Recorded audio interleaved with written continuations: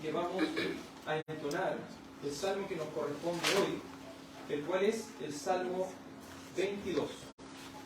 Vamos a entonar este bello salmo a nuestro amado Dios, el Salmo 22.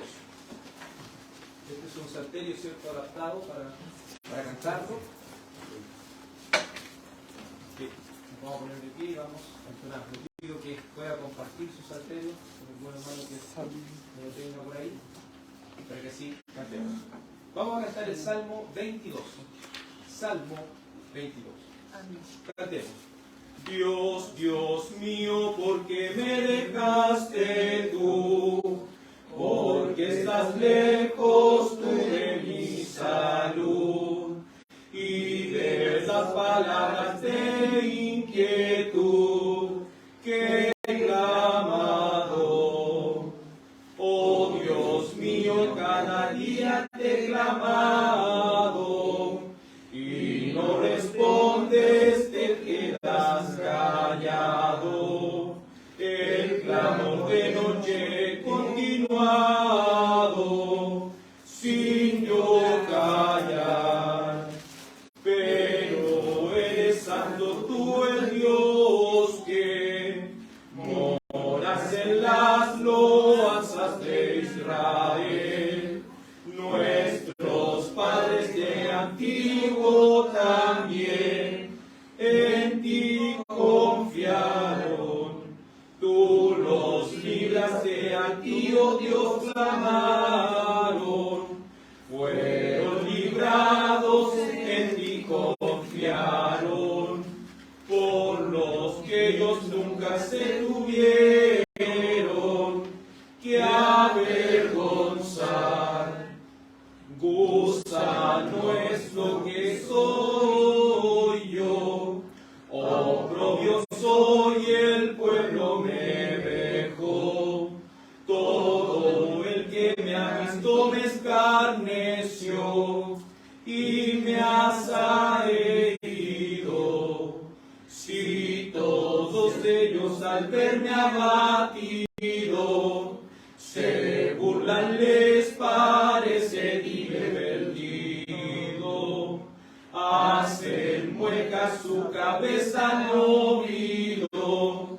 Dicen así: encomiéndese este hombre a Dios, que Él lo libre si en Él confió, que lo salve pues Él se gozó confiadamente. Pero tú eres quien me sacó del vientre, me hiciste estar confiado, caliente, a los pechos de mi madre sonriente.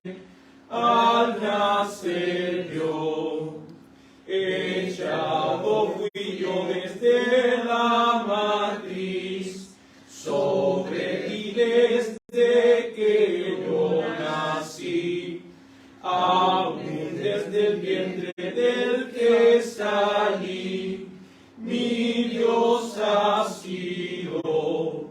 Nunca te alejes de mí, la angustia está cerca, no se ha ido, porque no hay que me haya socorrido de mi gran mal. Muchos toros acosándome van, los grandes toros fuertes te basan. Abrieron su boca, amenazas dan continuamente, como el león rapaz y rugiente. Fui derramado como aguas corrientes, y descoyuntados todos cruelmente mis huesos son. Fue mi corazón, será en calor, que se derrite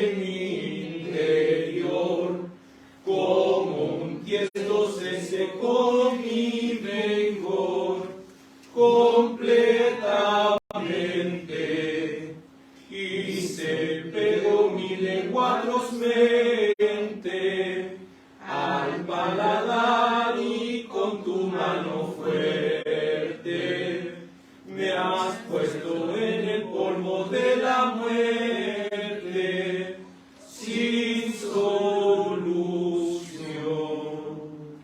Amén. Le damos gracias a nuestro Dios que nos ha permitido, ¿cierto?, exponer este salmo inspirado en lo que sufrió nuestro Señor y Salvador Jesucristo en aquella cruz del Calvario con el fin de redimirnos para su gloria. Amén.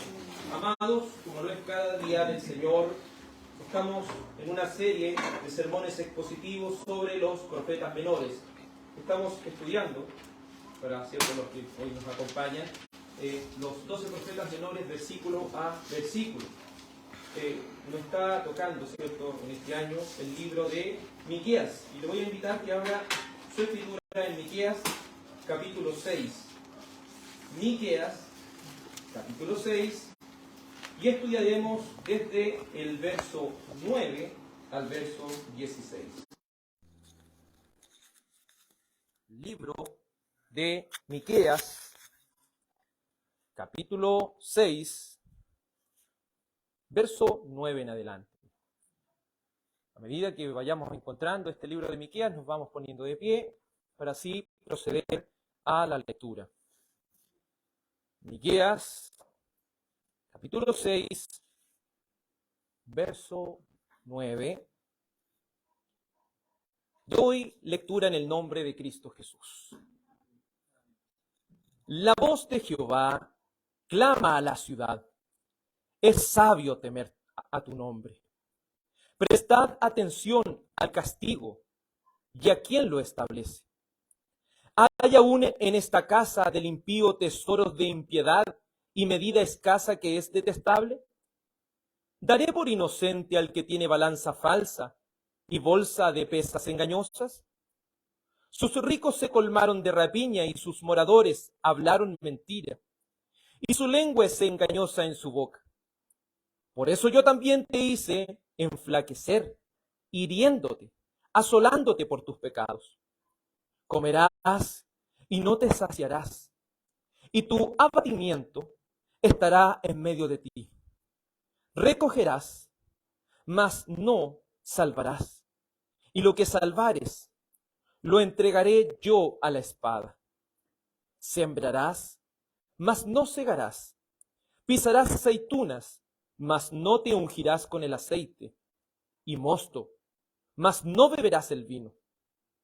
Porque los mandamientos de Omri se han guardado, y toda la obra de la casa de Acab.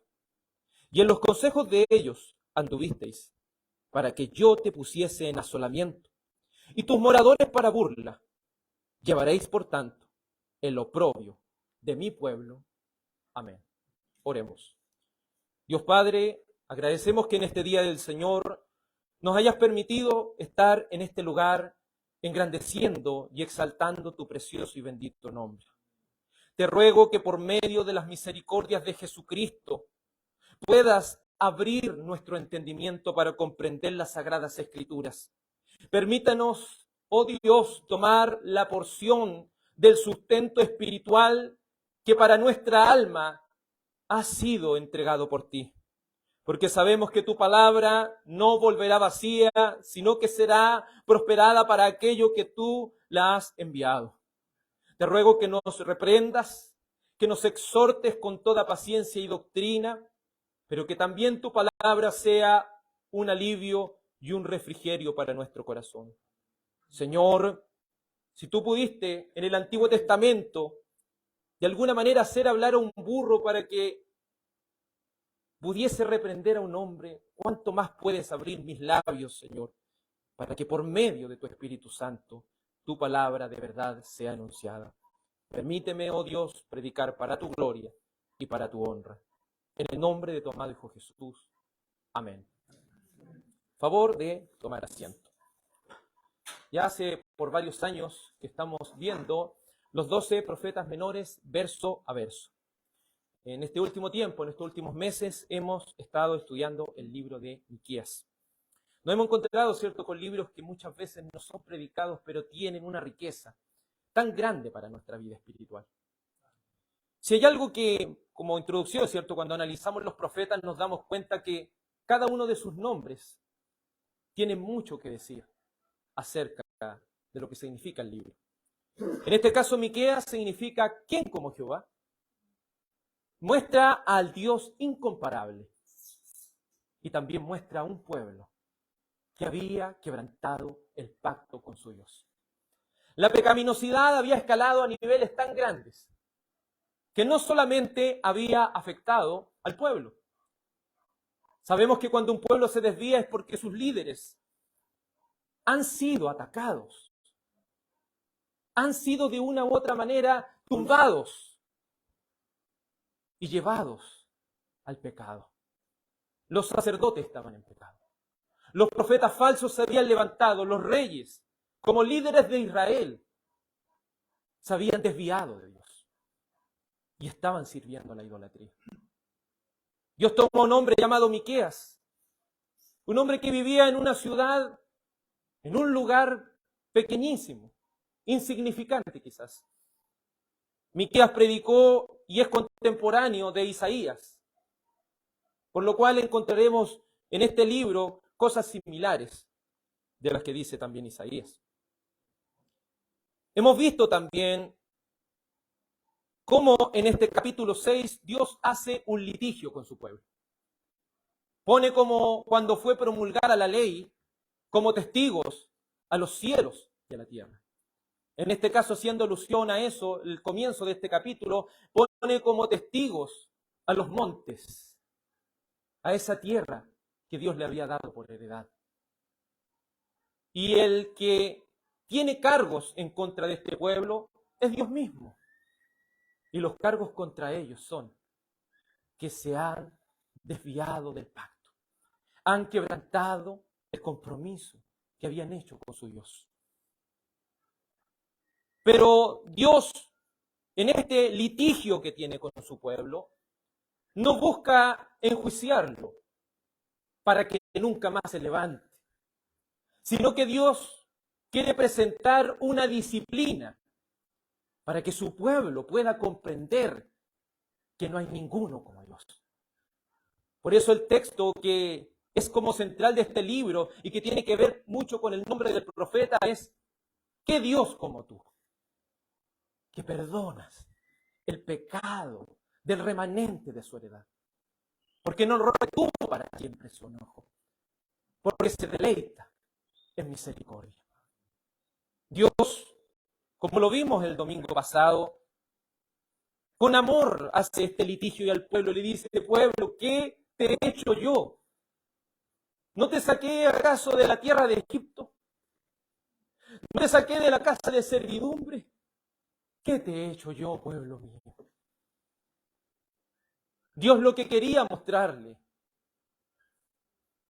a través del profeta era que ellos debían ser llevados a un arrepentimiento para vida. Dios quiere que por medio del arrepentimiento ellos se vuelvan a su Dios, pero se vuelvan de todo su corazón. Y en ese volverse a Dios, el profeta hace una pregunta: ¿con qué me presentaré ante Jehová y adoraré al Altísimo? ¿Me presentaré ante Él con holocaustos, con becerros de un año? ¿Se agradará a Jehová de millares de carneros o de 10,000 arroyos de aceite? ¿Daré mi primogénito por mi rebelión, el fruto de mis entrañas por el pecado de mi alma? Progresivamente el profeta escala. Y con esto no está diciendo que el antiguo pacto en ese tiempo ya había sido anulado o ya había sido dado por viejo, sino que la liturgia externa del pueblo no estaba funcionando. Sabemos que los sacrificios son tipo de Cristo, tipo del Mesías prometido, pero ellos habían tomado este tipo de sacrificios como de alguna manera tratar de enmendar sus pecados, tratar de, por medio de la liturgia externa, lo que se conoce como aquella ley que ellos habían recibido como orden del culto, pero ellos solamente la estaban tomando como un rito externo. ¿De qué sirve que ellos pudieran presentar ante Dios muchos y muchos carneros si su corazón estaba lejos de su Dios? ¿De qué sirve, amados hermanos, si de todo corazón nos servimos a Dios? Hemos dicho como aplicación, ¿de qué sirve apartar este tiempo si no hemos nacido de nuevo? ¿De qué sirve externamente intentar servir a Dios si en lo interno estamos podridos, sin esperanza y sin fe en el mundo? No es la liturgia externa lo que de alguna manera nos hace espirituales. Es el corazón de la misma. Un corazón que ha nacido de nuevo. Un corazón que por obra del Espíritu Santo se ha vuelto a su Señor. Y como culminamos, el profeta responde a estas preguntas y le dice: oh, hombre, Él te ha declarado lo que fue. No es que ellos no supieran esta respuesta. Ellos lo saben porque Dios ya se lo había declarado. Es el corazón de la ley. Y Él te ha declarado lo que es bueno y qué pide Jehová de ti. Solamente el hacer justicia. Si no son los oidores de Dios justos delante de Él, sino los hacedores. Y hacedores serán aquellos que han sido transformados. Hacer justicia, llamar misericordia. Es decir, ellos tenían que preocuparse de su prójimo. Amar a Dios. Debían también amar a su prójimo, que había sido hecho a imagen de Dios mismo. Lo que estaban haciendo en última instancia era despreciar a Dios. Y luego le dice: humillarte ante tu Dios. ¿De qué sirve llevar una religión externa si no vivimos y no caminamos con Dios? La esencia de la espiritualidad cristiana es que nosotros debemos con nuestro corazón estar arraigados a un servicio a Dios, pero de corazón y con todo nuestro ser. Y no para buscar nuestra propia gloria, sino su gloria. En ese contexto entra estos siguientes versículos que analizaremos el día de hoy. Recuerde que es un litigio. Recuerde que ahora Dios va a marcar una sentencia a su pueblo. Y esta sentencia no es que ellos perderían su salvación. Esa sentencia lo que marca es cómo Dios disciplina a su pueblo y muestra su amor también a través de esta disciplina. Y parte diciendo en el verso 9, la voz de Jehová, siempre que se utiliza, en 60 está utilizándose, ¿cierto?, el nombre de Jehová, de aquel yo soy, ¿cierto?, del Dios del pacto, en otras palabras. Aquí se está haciendo presente el Dios del pacto. Y les dice la voz, en otras palabras, del Dios del pacto, clama en la ciudad. Dios quiere ser oído. Dios quiere ser oído por su pueblo. Y este pueblo, más que presentar excusas delante de Dios, debía prestar atención. Porque sabemos lo que dice Proverbios en el capítulo 1, versículo 7. El principio de la sabiduría es temor al Señor. ¿Pero qué hacen los insensatos? Desprecian la sabiduría. Desprecian lo que es el conocimiento de Dios. La voz de Jehová clama en la ciudad. Es sabio temer a tu nombre. Prestar atención al castigo. ¿Y a quién lo establece? Es decir, aquí viene la sentencia. Y este pueblo, más que presentar argumentos, debe sentarse como Job y oír la reprensión del Omnipotente. Y oír los argumentos que Dios tiene. Argumentos tan válidos. Nos preguntamos si en el día del juicio, ¿qué va a acontecer? Muchas personas que están a nuestro alrededor, vecinos o compañeros de trabajo, tienden a creer que van a levantar su puño en contra de Dios ese día del juicio. Pero no entienden quién serán,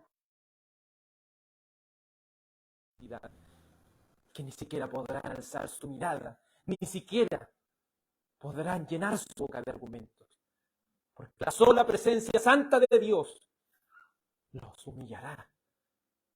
Es eso lo que el profeta quiere mostrarles a ellos. Ahora viene su disciplina.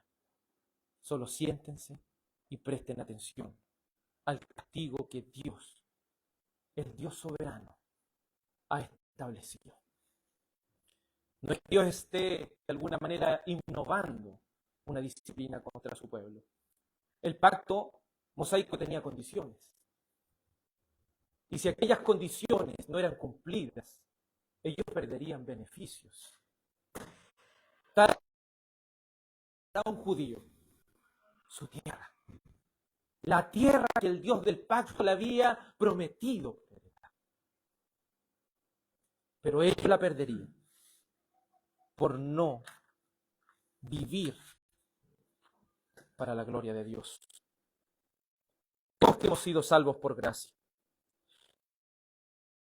que Él ha pagado nuestras culpas. No crea que en el Antiguo Testamento era diferente. El Evangelio está presente aún en el Antiguo Testamento. Ellos lo comprenden.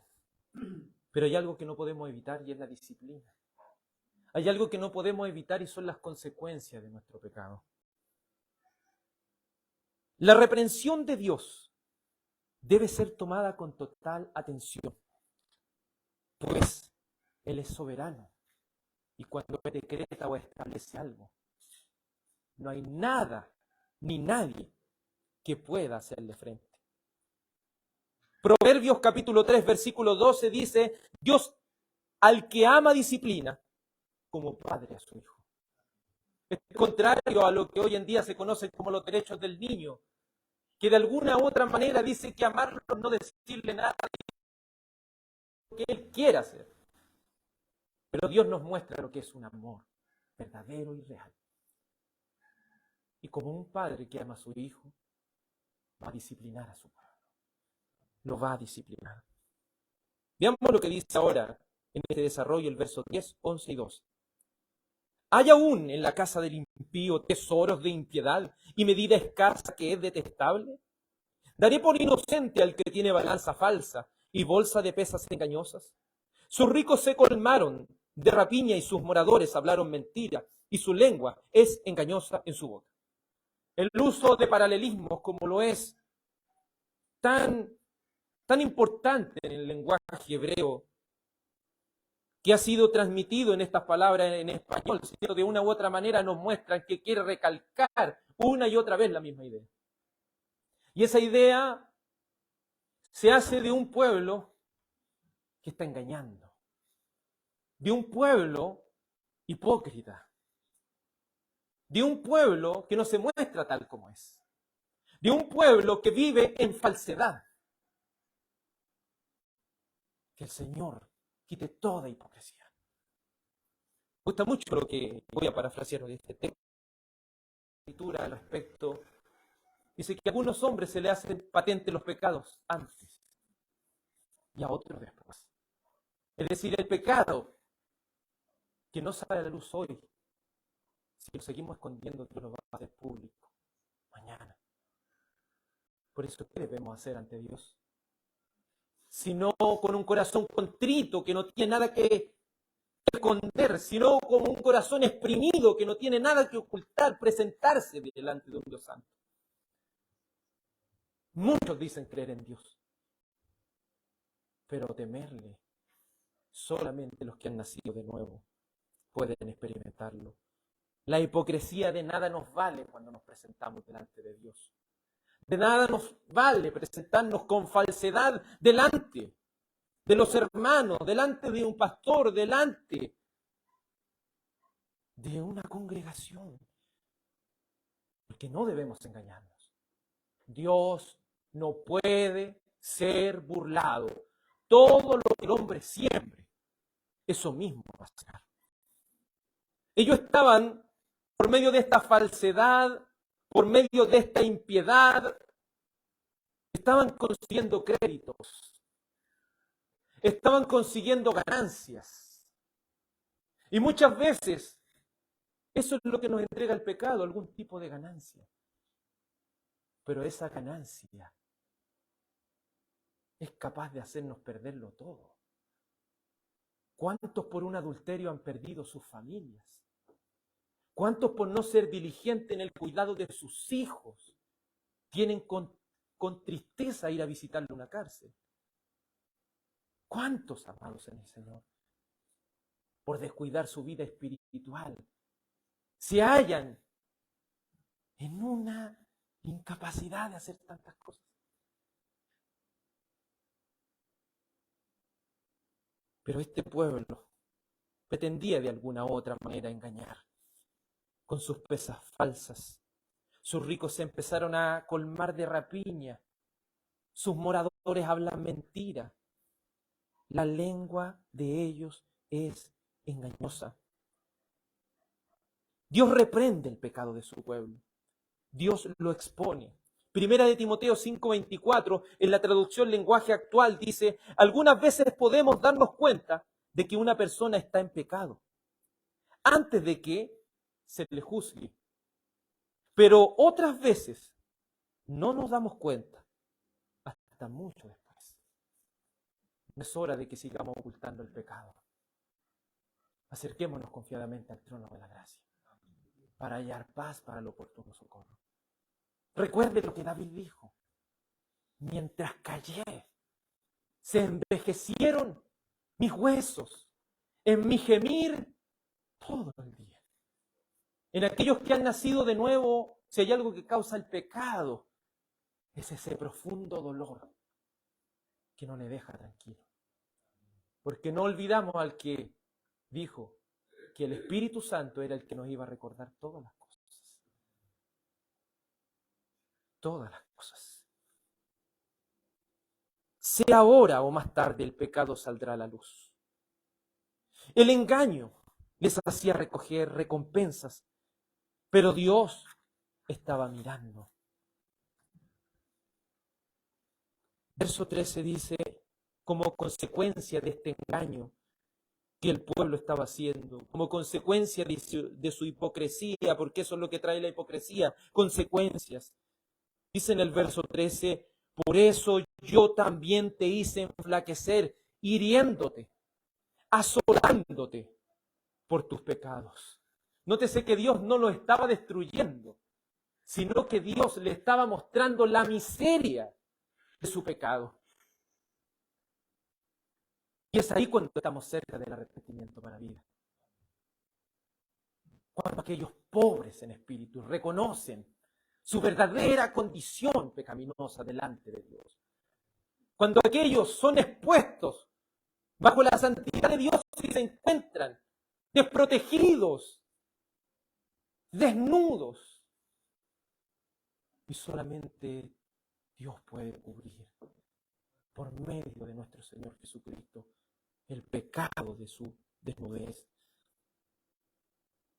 Por eso yo también te hice enflaquecer, hiriéndote. Ellos se estaban llenando de crédito por este engaño. Pero lo que a veces parece ser dinero fácil, nos sale bastante caro. Lo que a veces podría significar algo que pudiéramos conseguir tan felizmente, tristemente, costará muy caro. Verso 14. Comerás y no te saciarás, y tu abatimiento estará en medio de ti. Recogerás, mas no salvarás, y lo que salvares, lo entregaré yo a la espada. Sembrarás, mas no segarás. Pisarás aceitunas, mas no te ungirás con el aceite, y mosto, mas no beberás su vino. Nuevamente el uso de paralelismo es tan importante aquí porque recalca una y otra vez la misma idea. Su pecado los va a dejar en la ruina. Su pecado los va a dejar desprotegidos. Su pecado los va a dejar en la completa miseria. Amados, si comprendiéramos esto, si alguien no ha nacido de nuevo aquí, si lo comprendieras, si contemplaras tu miseria, correrías a los pies de Cristo. Te humillarías bajo su mano poderosa. Reconocerías que el sacrificio y la vida de Cristo en lo más importante y esencial para tu vida. Sería como ese hombre que por obtener esa perla de gran precio está dispuesto a venderlo todo por conseguirla. Así aquellos que han sido transformados y hechos nuevas criaturas, dicen como Pedro, Señor, nosotros lo hemos dejado todo. Porque Dios no quiere el primer lugar de tu vida, Dios quiere ser todo en tu vida. Y Él te enseñará a amar todo lo demás. Esto trae costos, trae sacrificios, pero aquellos que quieran seguir en su pecado van a comer y no se van a saciar. Nada les va a llenar en este mundo. ¿Por qué? Nos preguntamos por qué nuestro país Chile está tan consumido en la droga. ¿Por qué las personas intentan de alguna manera saciar sus almas con el alcohol? ¿Por qué el sexo ilícito es algo que tanto se promueve? La pornografía es algo que de una u otra manera está alcanzando niveles tan grandes. La prostitución. Pero si usted ha podido conversar con esas personas, ellos le van a decir, después de todo eso siento un vacío. Porque no pueden llenar su alma. Porque alguien que prueba la droga una vez necesita otra más para poder llenar ese vacío. Recuerde que fuimos creados para glorificar a Dios y disfrutar de Él para siempre. Él es eterno, es inmenso, es esa fuente inagotable de la cual usted y yo podemos afirmarnos. Sembrarás, mas no segarás. Ha pasado algo terrible en nuestro pueblo llamado Coltauco. Es un pueblo tan idólatra. Es un pueblo que tanto se ha olvidado de Dios. Pero muchos que han intentado esforzarse durante años para tener una casa hoy han visto cómo lo pueden perder todo en un instante. Cómo un desastre natural puede de alguna manera quitarlo en lo que ellos confían. Ahora ellos se hallan y han descubierto esa miseria. Por eso es importante que cada uno de nosotros no solo llegue a ellos con el alimento físico, sino también con el alimento espiritual que su alma, que se encuentra en miseria, puede de alguna manera hallar. Dios nos manda a predicar por todo el mundo, a hacer un llamamiento general. Dejémosle a Él el trabajo de que los llame eficazmente.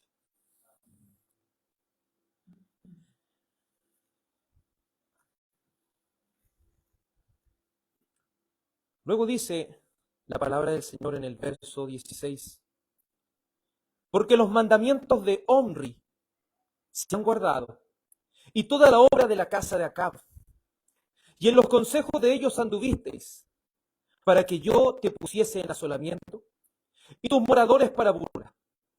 Llevaréis, por tanto, de mi pueblo. Aquí se nombran dos de los reyes más malos que Israel. El reino del norte tuvo. Omri es el padre, Acab es el hijo.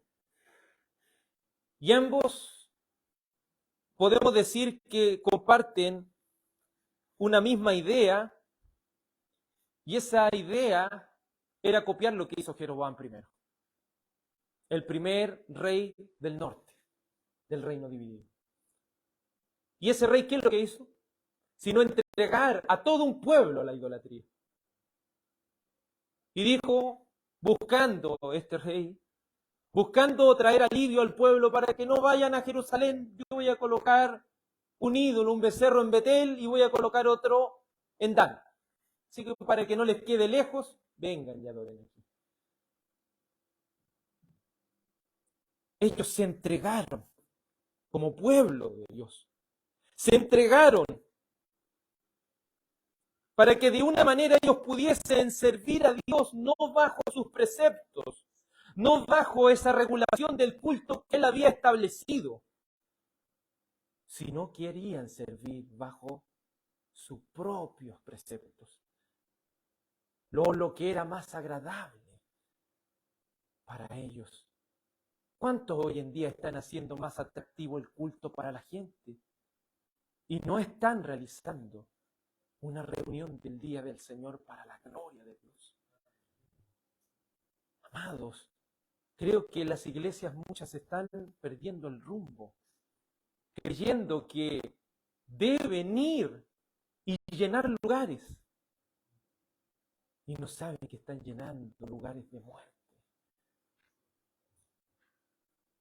tal como sucedió en los tiempos de Acab y Omri. Pero ambos tienen un triste fin, y ese fin es el juicio de Dios. Pero tristemente podemos ver que cuando los líderes pecan delante de Dios, el pueblo sufre, y el pueblo es desviado, y un pueblo completo queda en esa ignorancia por haber despreciado la palabra de Dios. Necesitamos que la palabra de Dios fluya de nuestros cultos, pero no solo de nuestros cultos, sino también de nuestros corazones. Necesitamos, amados, de esto. Pero ellos querían seguir los mandatos de Omri. Querían atesorar lo que él había establecido. Esa idolatría de hacer un Dios a su manera, como hoy en día usted puede preguntarle a una persona de aquí y usted le va a preguntar a una de otra región y le va a preguntar, ¿tú crees en Dios? ¿Y qué le va a decir? Sí, creo en Dios, pero a mi manera. ¿No es acaso la idolatría misma arraigada en el corazón del hombre? Un Dios que es agradable para sí mismo, pero al servir al Dios de las Escrituras es servirle a Él tal como se ha revelado a través de su palabra y no a nuestra manera. Pero ellos querían seguir los consejos y las obras de Acab, hijo de Omri, que sirvió a Baal y lo adoró e hizo imágenes de acera, las cuales fueron desagradables delante de los ojos de Dios. Todo esto causó que recibieran las maldiciones del pacto. Todo esto ocasionó que recibieran las maldiciones del pacto mosaico. Vemos lo que dice Deuteronomio 28. Acompáñeme a Deuteronomio 28, por favor.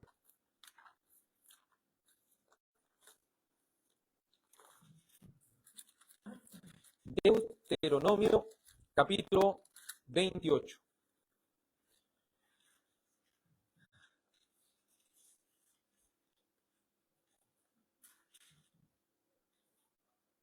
Dice la palabra del Señor en este capítulo 28, pero vamos al verso 58.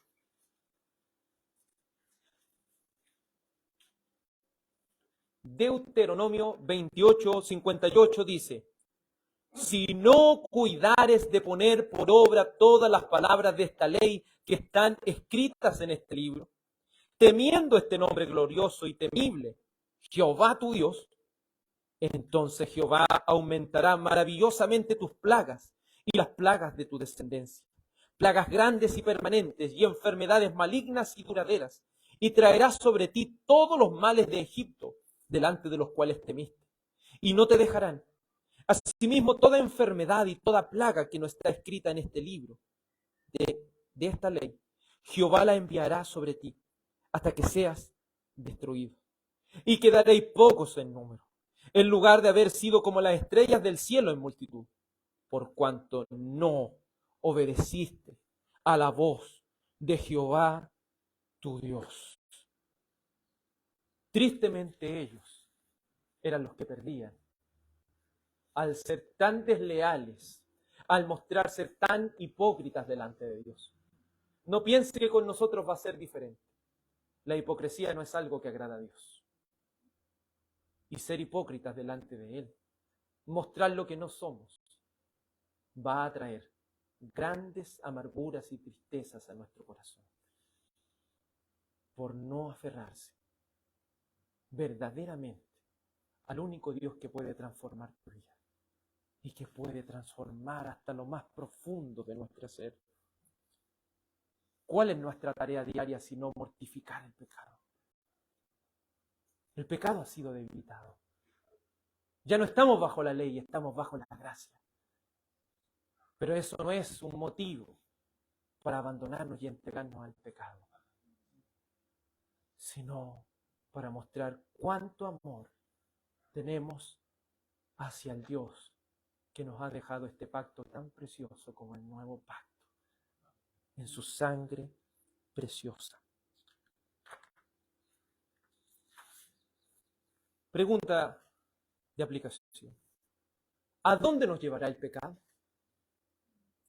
¿A dónde nos llevará la hipocresía? Si eres salvo y estás siendo seducido por la corrupción, no olvides las terribles consecuencias que traerá tu pecado. Si hemos sido salvos, aquellos que han nacido de nuevo, no perderemos nuestra salvación. Pero si nos entregamos al pecado, sufriremos gravísimas consecuencias por ello. En conclusión, cuando Dios nos reprende, lo más sabio es estar humillado y no llenar nuestra boca de argumentos. En segundo lugar, no olvidemos que nunca será sabio contender contra el Omnipotente. En tercer lugar, si hay pecados ocultos, Dios los sacará a la luz, derribando así la hipocresía. En cuarto lugar, las consecuencias del pecado son la ruina espiritual, esa falta de fuerza y ser vencido por el pecado. En quinto lugar, el quebrantar el pacto trajo terribles consecuencias para el pueblo de Dios. ¿Cuántas consecuencias más graves no traerá para aquellos creyentes nominales? Para aquellos creyentes de nombre que aún no han nacido de nuevo. Como dice el libro de los Hebreos, ¿cuánto mayor castigo pensáis que tendrá aquel que pisoteare al Hijo de Dios y tuviere por inmunda la sangre por la cual fue santificado e hiciera afrenta al Espíritu de gracia? Horrenda cosa es caer en las manos de un Dios vivo. ¿Quién entenderá sus propios errores? Culminemos con el Salmo 19, verso 12. Salmo 19, verso 12.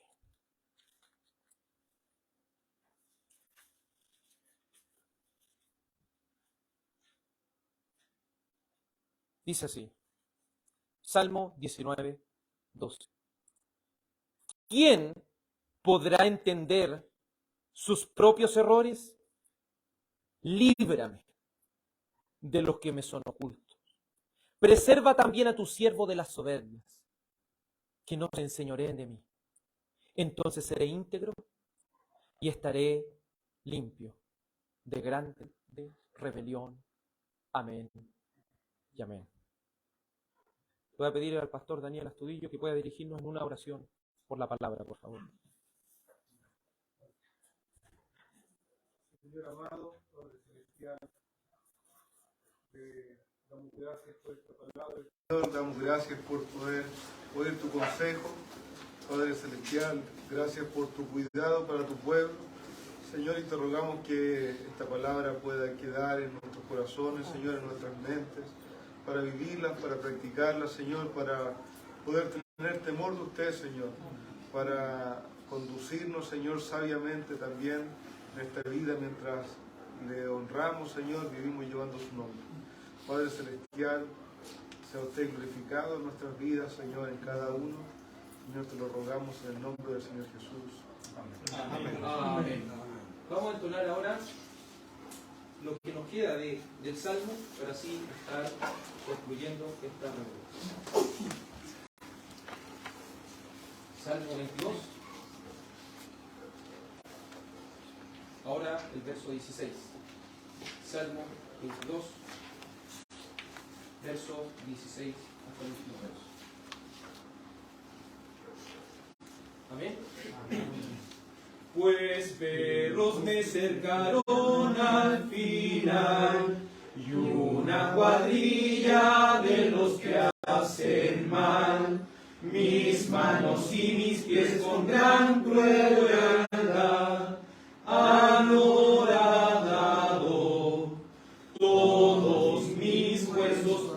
haber contado, mientras me miran y me han observado.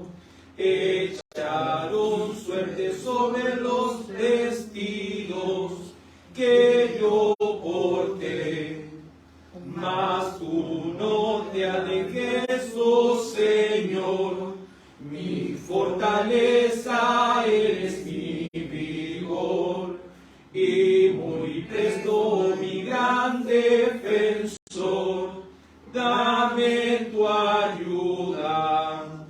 Libra mi alma de espada desnuda, de sufrir de perro la fuerza y furia, de los búfalos con su cornadura, y faz del león.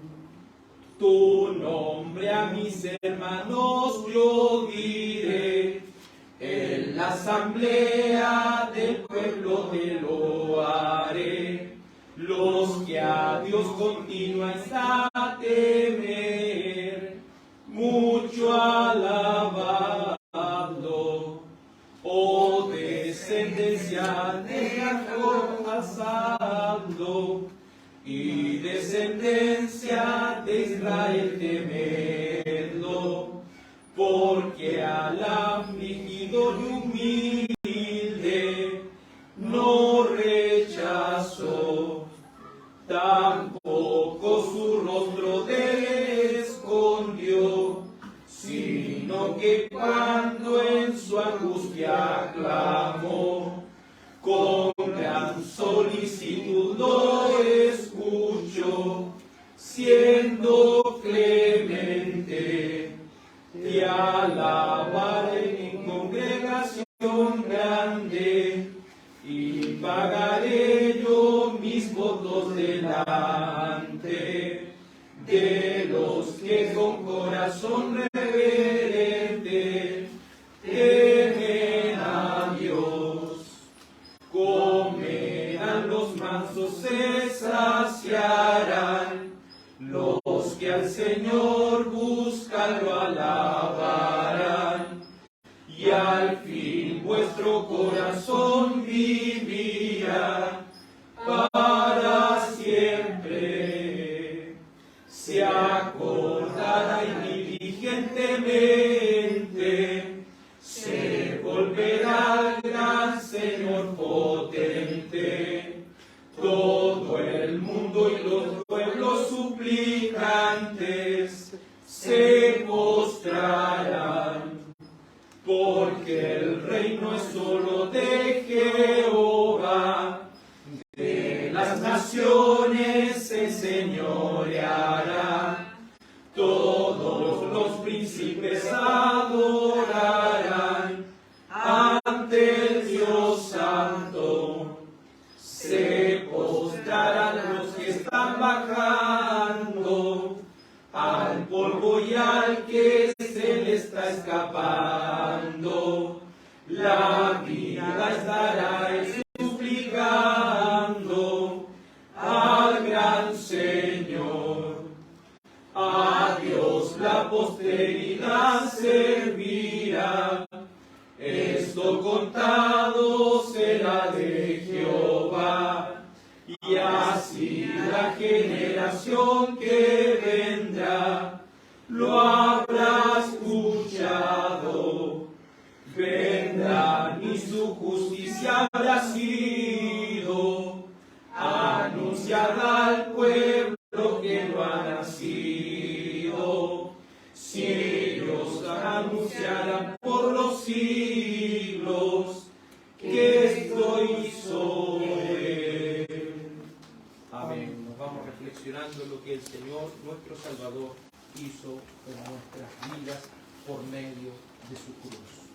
Oremos.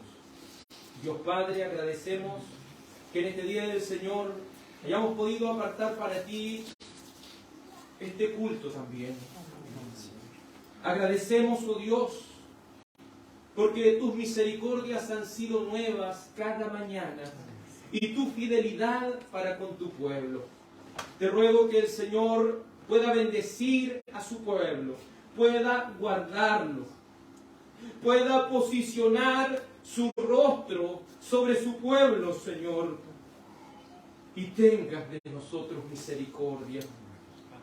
Padre, te ruego que guardes a tu pueblo en esta semana y que pueda meditar en este mensaje, que cada uno de nosotros pueda meditar, porque en tu ley se medita, no solo en el culto, sino de día y de noche. Que ella sea la meditación de cada uno de nosotros. Padre, te ruego también que guardes el regreso de nuestros hermanos, para que sin novedad lleguen a sus hogares. Guárdales con tu preciosa y bendita providencia. Guárdanos en esta semana, oh Padre, para que podamos vivir para tu gloria. Te ruego todo esto en el nombre de tu amado Hijo Jesús. Amén. Amén. Feliz día del Señor, amados, en Cristo Jesús.